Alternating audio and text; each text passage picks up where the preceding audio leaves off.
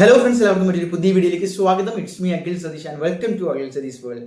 ഒരുപാട് വിദ്യാർത്ഥികൾ ഈ K2 പരീക്ഷ കഴിഞ്ഞിട്ട് വന്ന് ചോദിക്കുന്ന ഒരു കാര്യമാണ്, സർ K2 പരീക്ഷയിൽ ഫ്രീ മാർക്ക് കിട്ടുമോ എന്നുള്ളതാണ്.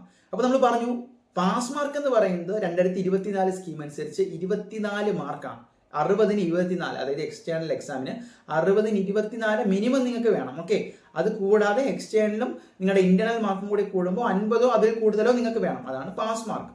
ഇനി നിങ്ങൾക്ക് ഒരുപക്ഷെ എന്താണ് ഈ എക്സ്റ്റേണൽ എക്സാമിന് 60-ൽ 24-ന് കൂടുതൽ കിട്ടി, പക്ഷേ ടോട്ടൽ നോക്കാം 50-ന് ഇല്ല എങ്കിൽ ലോ പാസ് എന്ന് പറയുന്ന വേറൊരു സിസ്റ്റം ഉണ്ട്. ഓക്കെ, അതവിടെ നിൽക്കട്ടെ. പക്ഷേ ഫ്രീ മാർക്കിനെ കുറിച്ച് വന്നു കഴിഞ്ഞാൽ എന്താണ് ഉദ്ദേശിക്കുന്നത് എന്ന് നിങ്ങൾ SLC+2 പരീക്ഷ എഴുതി നിങ്ങളോട് പറയേണ്ട ആവശ്യമില്ല. എങ്കിൽ പോലും ഈ വർഷം തന്നെ S1 പരീക്ഷയ്ക്ക് എനിക്ക് തോന്നുന്നു ഗ്രൂപ്പ് ബി ആൻഡ് സിയുടെ മാത്സ് ക്വസ്റ്റ്യൻ പേപ്പറിൽ മെട്രിസസിൻ്റെയൊക്കെ ചില ക്വസ്റ്റ്യൻസിൽ കൃത്യമായിട്ട് ഡേറ്റ മിസ്സിംഗ് ആണ്, അല്ലെങ്കിൽ എന്താണ് ആ ഒരു ക്വസ്റ്റ്യനിൽ തന്നെ മിസ്റ്റേക്ക് ഉണ്ടെന്ന് പല വിദ്യാർത്ഥികളും ചൂണ്ടിക്കാട്ടുകയുണ്ട്.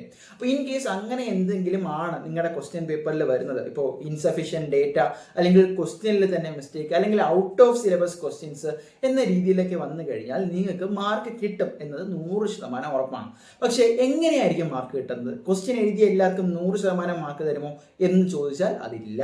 എങ്ങനെയാണ് അതിൻ്റെ ഒരു ക്രൈറ്റീരിയ? ആ ക്വസ്റ്റ്യൻ നമ്പറിൽ എഴുതിയിട്ട് അത് നിങ്ങൾ അറ്റൻഡ് ചെയ്തിട്ടുണ്ടോ എന്ന് ആദ്യം നോക്കും.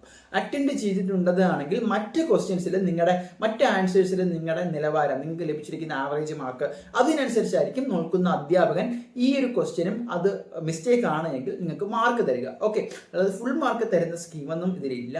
ഇനി അതുപോലെ തന്നെ എന്താണ്, നിങ്ങൾ ഇപ്പോൾ ഓർ ക്വസ്റ്റ്യൻസ് ഉണ്ട്, എല്ലാ ക്വസ്റ്റ്യനും എഴുതി കഴിഞ്ഞിട്ട് മറ്റേ ക്വസ്റ്റ്യൻസും അറ്റൻഡ് ചെയ്തു. അതിൻ്റെ ഒരു അഡ്വാൻറ്റേജ് എന്തായാലും 2 ക്വസ്റ്റ്യനും നോക്കി 2ൻ്റെയും മാർക്ക് നിങ്ങൾക്ക് തരാൻ പോകുന്നില്ല. ഒരുപക്ഷെ നിങ്ങൾ അറ്റൻഡ് ചെയ്യുന്ന ആ പാർട്ട് ബിയിലേക്കുള്ള ഏതെങ്കിലും ക്വസ്റ്റ്യനും ഇത്തരത്തിലുള്ള മിസ്റ്റേക്കുകൾ ഉണ്ട് എങ്കിൽ അതിൽ ടോപ്പായിട്ട് ലഭിക്കുന്ന മാർക്കുകളായിരിക്കും നിങ്ങൾക്ക് കൺസിഡർ ചെയ്യുക. അപ്പോൾ സ്വാഭാവികമായിട്ടും അതിൽ മിസ്റ്റേക്ക് ഉണ്ടെങ്കിൽ അതിൽ നിങ്ങൾക്ക് ഒരുവിധം അഡീഷണൽ മാർക്ക് കിട്ടും അല്ലേ. അപ്പോൾ അത് തന്നെയായിരിക്കും നിങ്ങളുടെ ഫൈനൽ മാർക്കിംഗ് കൂട്ടുമ്പോൾ നിങ്ങൾക്ക് പരിഗണിക്കുക. അപ്പോൾ ഈ രീതിയിൽ മനസ്സിലാക്കുക, ഫ്രീ മാർക്ക് എന്ന് പറയുന്ന കൺസെപ്റ്റ് അല്ല, ഇതാണ് രീതി, ഇങ്ങനെ ആയിരിക്കും. അഥവാ ഇനി യൂണിവേഴ്സിറ്റി ലെവലിൽ നിന്ന് എന്തെങ്കിലും മിസ്റ്റേക്കോ ക്വസ്റ്റ്യനുമായി ബന്ധപ്പെട്ട മിസ്റ്റേക്കുകൾ ഉണ്ട് എങ്കിൽ അവർ പരിഗണിക്കുന്നത് ഇങ്ങനെയായിരിക്കും. അപ്പോൾ മറ്റൊരു വീഡിയോ ആയിട്ട് കാണാം. തീർച്ചയായിട്ടും നിങ്ങളുടെ ഡൗട്ടുകൾ കമൻറ്റ് ബോക്സിൽ ചോദിക്കുക. വരുന്ന എക്സാമുകൾക്ക് വേണ്ടി നന്നായിട്ട് പ്രിപ്പയർ ചെയ്യുക. മറ്റൊരു വീഡിയോ ആയിട്ട് കാണാം. ബൈ.